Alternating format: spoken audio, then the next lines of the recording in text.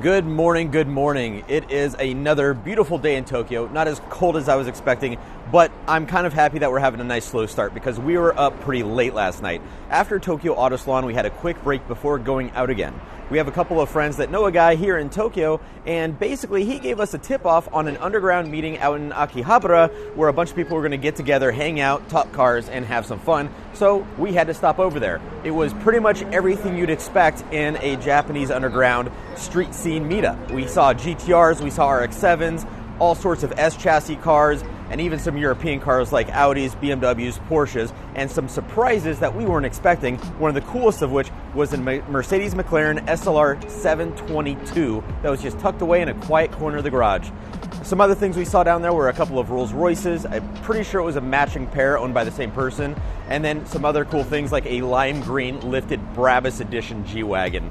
So really cool to see, and today we're going to take it a bit more easy, at least for the first half of the day. We're hopping over to Odaiba, which is just inside of Tokyo Bay. Odaiba is a man-made island, and over there we're going to be doing things like going to Tokyo Megaweb, Joypolis, checking out the Initial D game. So if you've seen that life-size arcade game where you're sitting in actual cars, we're going to go do that.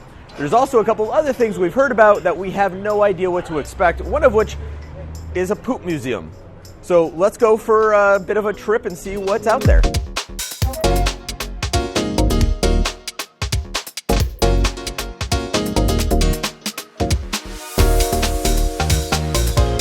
So we came out to Joypolis on Odaiba looking for one thing in particular, the Initial D arcade game. It's 3 life-size cars. They're actually cars that have been turned into an arcade game that you get into and you drive. Unfortunately, it's no longer here. As you can see, it's stopped in January 14 of last year, which means we missed it by a cool 12 months. And it no longer exists. So if you were looking to do this, unfortunately, time's up. It's no longer available to ride on.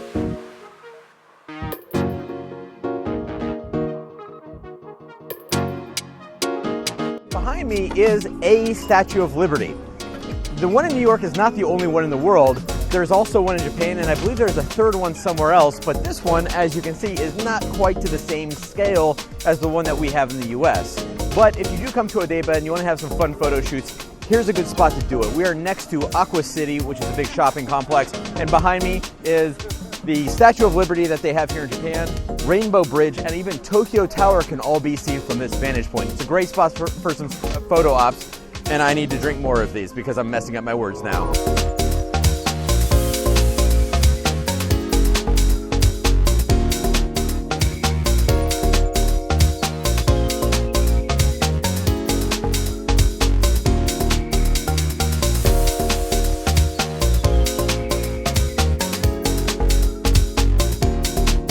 We are about to go into the Unko Museum. It's actually a museum about poop. It's supposed to be encouraging kids to get used to these sort of things and kind of understand bodily movement, bodily fluids, bowels, I guess. But we have a group of almost adults, and we're going to go in and check it out because why wouldn't we?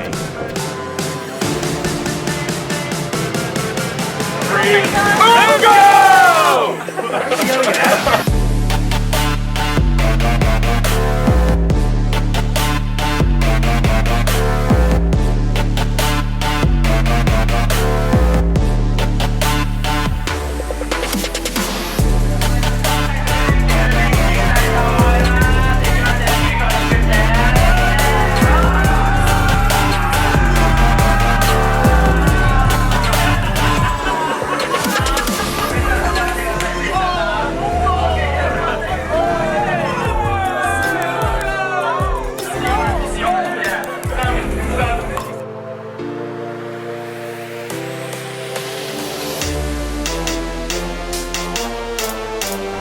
I can't even do this with a straight face. This is definitely an interesting experience, and I don't know how I should feel about it. Everybody's literally playing with plastic poop and screaming poop in multiple languages. Unko means poop in Japanese. Obviously, we're saying it in English in a few different connotations, but definitely fun. And as long as you have a light heart and fun spirit, definitely worth visiting. It's a pop-up exhibit, so it may not be here for long, so if you want to check it out, you better do it soon.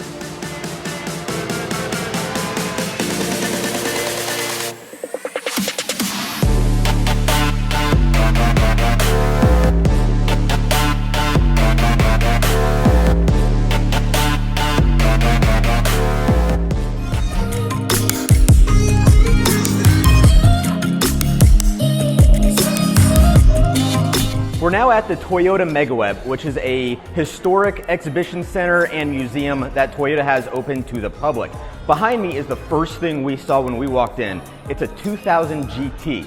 There are only 337 of these made, and this particular one is one of only 9 ever produced with a 2.3-liter engine for export markets. Seeing this sitting here is something I never expected, and it's only the first thing we've come across. There's a whole lot more that we're about to check out.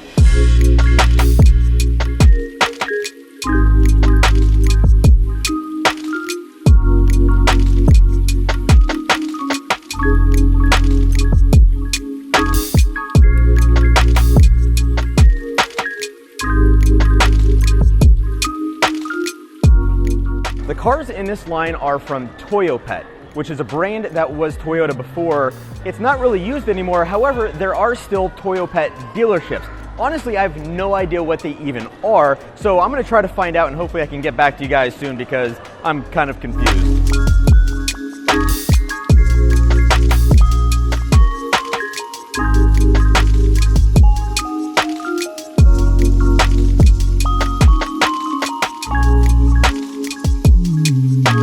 What we just saw was the museum part of Toyota MegaWeb. That is on the other side of Venus Fort, and this side of Venus Fort, we have got the showcase side, which is going to be more production vehicles, modern vehicles, and even a bunch of concept vehicles. Last time I was here, there were even some race cars from Formula One and Super GT. There were some those individual transportation modules that you see in those futuristic ads that never make it to production. Well, they actually have some of them here. So let's go inside and see what's up.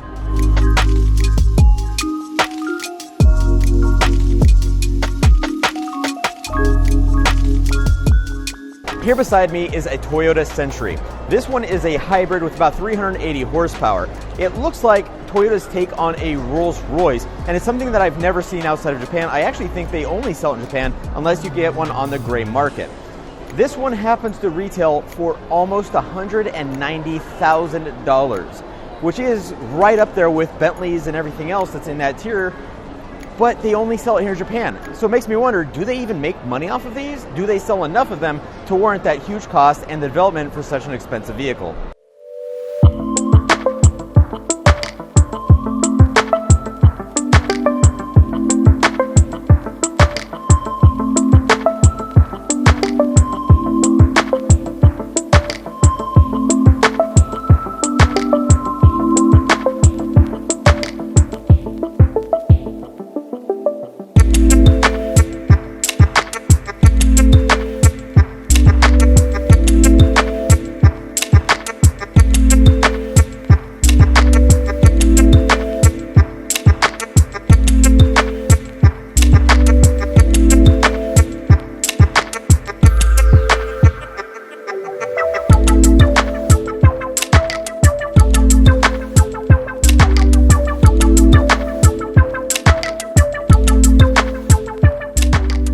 What we saw today was a small hint of what's actually here on Odaiba. It's a massive man-made island, and there's a ton to see. Museums, exhibitions, displays, malls, shopping, everything that you could want is here. All you have to do is hop on the Yurikamome line and get into Odaiba or Odaiba Station, and you'll be able to explore all of it for yourself.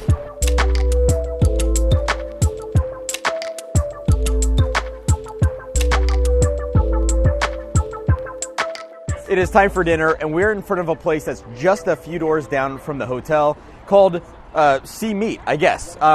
It's all we know about it, except that it's down in the basement, and it is a yakiniku place. That is, they bring you a bunch of raw meat, you throw it on the grill right in front of you, and you eat it. And holy crap, this place is amazing. If you get a chance, check it out. It's in Ginza, and you won't be disappointed.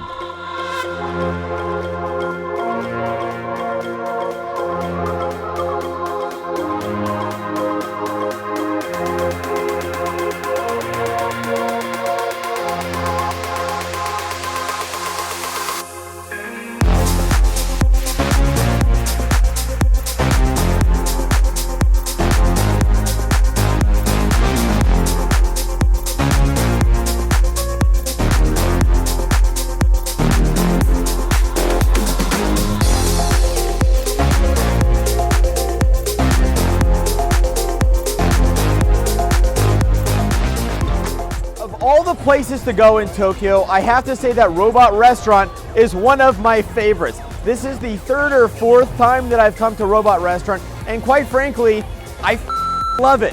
It is a total tourist trap, and they're not shy about that whatsoever. But it's so much fun. Absolutely get drunk, come down here, and have a blast, because this is worth coming to.